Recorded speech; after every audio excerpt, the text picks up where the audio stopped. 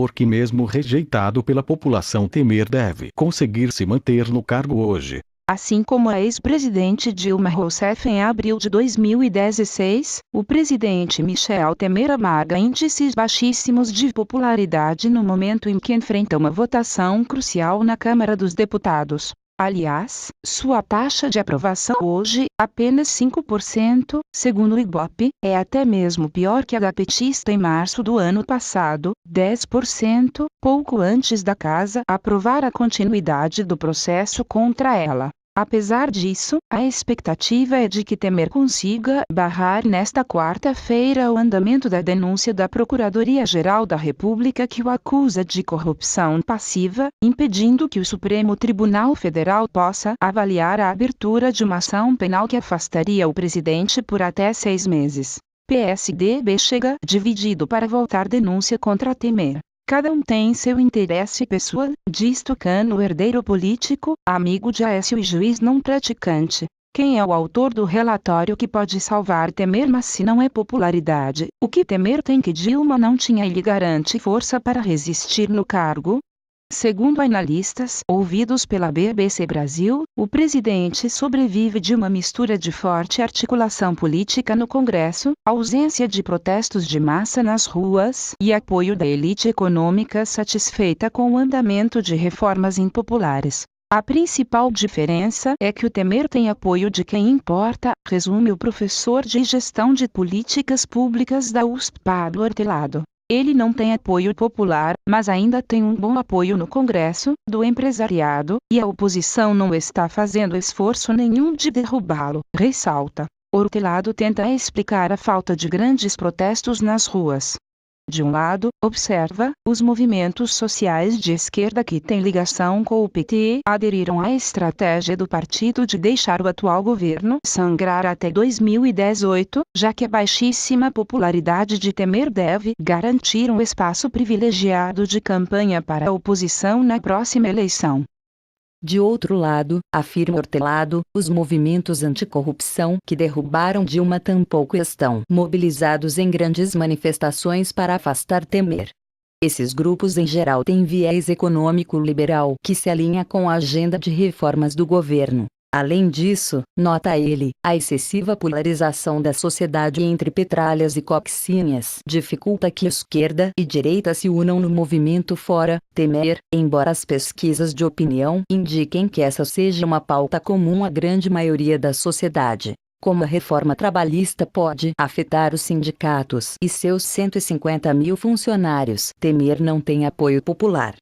Um movimento de rua de consistência o derrubaria com certeza, mas quem convoca o movimento de rua não quer derrubá-lo, diz o professor da USP. Por parte dos empresários, Hortelado acredita que prevalece uma satisfação com as reformas que Temer tem implementado, como a criação de um teto para o aumento dos gastos públicos e as mudanças nas regras trabalhistas, e com as que ainda pretende aprovar, como a da Previdência. Realmente, o presidente Temer tem proporcionado medidas para o futuro do país fantásticas. Está mexendo em muita coisa que tem que ser feita. Quem sabe o que permite isso é sua baixa popularidade, porque é alguém que não está buscando resultados imediatos, afirma o presidente da Câmara Brasileira da Indústria da Construção, CBIC, José Carlos Martins, ao defender a continuidade do governo. Para Martins, a troca de presidente traria mais instabilidade para o país. Além disso, o líder empresarial sustenta que a denúncia contra Temer é muito fraca. O presidente é acusado de ser destinatário de propina negociada entre o dono da JBS Joesley Batista e o ex-assessor de Temer Rodrigo Rocha Loures, indicado pelo presidente como seu interlocutor para resolver questões da empresa junto a órgãos públicos, em conversa gravada pelo empresário. Loures, por sua vez, foi gravado depois recebendo uma mala de R$ 500 mil, mas a defesa de Temer nega que o presidente tenha dado aval a esse pagamento ou fosse se beneficiar dele.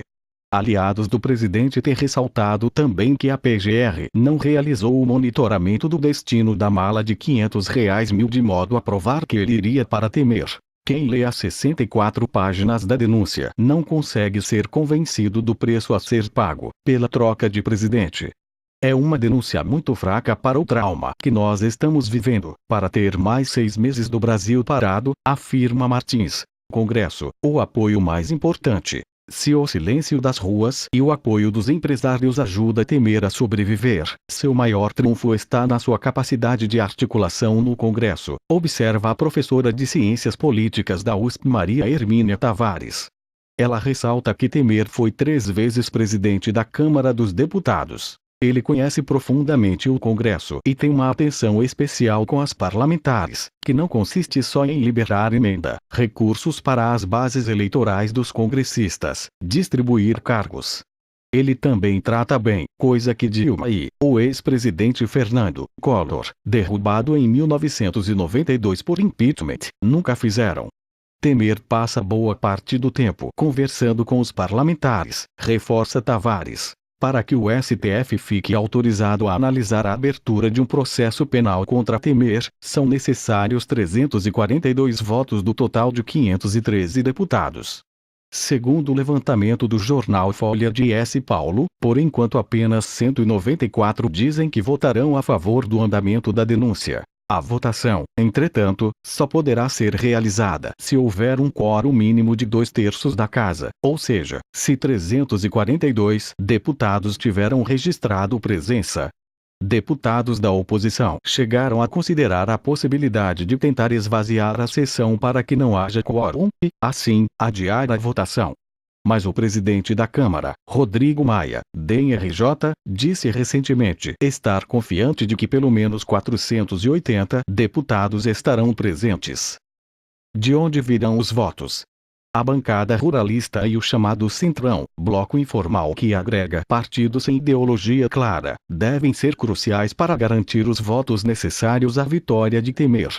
Nas últimas semanas, o governo reforçou o vínculo com os dois grupos ao aprovar propostas e liberar emendas em favor de seus membros. Os ruralistas, que contam 211 integrantes, tiveram uma demanda antiga atendida no último dia 19, quando Temer assinou um parecer que deve paralisar grande parte das demarcações de terras indígenas.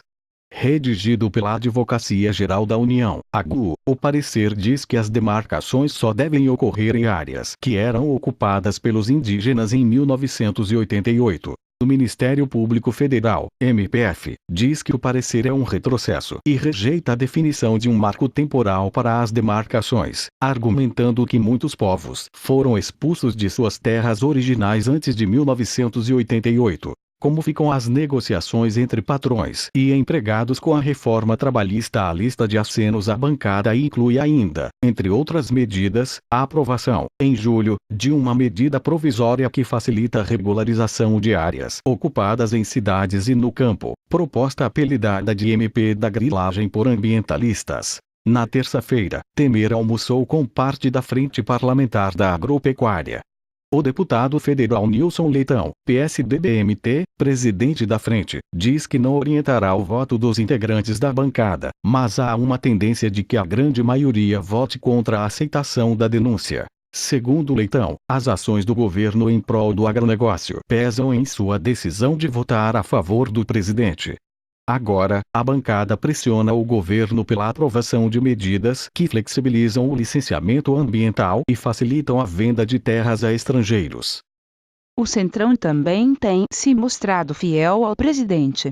O bloco informal agrega partidos sem ideologia clara e que costumam integrar a base governista, entre os quais PTB, PSD, PP, PR, PSC, PRB e PROS. Para Antônio Augusto de Queiroz, diretor de documentação do Departamento Intersindical de Assessoria Parlamentar, DIALP, partidos do Centrão têm com governos uma relação puramente fisiológica. Como todos ou a maioria desses partidos está envolvida em algum tipo de denúncia, proteger o presidente de uma punição é uma forma de garantir que a punição não se estenda a eles, além de uma oportunidade para sugar alguns recursos e espaços do governo.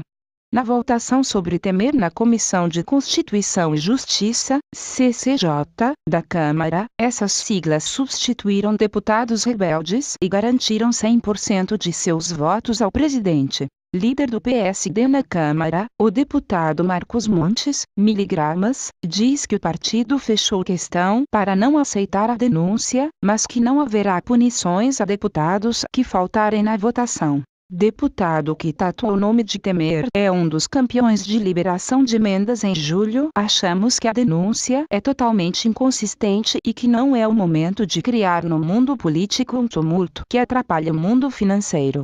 Criado pelo ministro da Ciência, Gilberto Kassab, SP, o PSD soma 37 deputados. Líder do PR, partido com 38 cadeiras na Câmara, o deputado José Rocha diz que o partido também orientou seus integrantes a votar contra a denúncia. Entendemos que a denúncia foi considerada inepta pela CCJ e vamos seguir a decisão da comissão.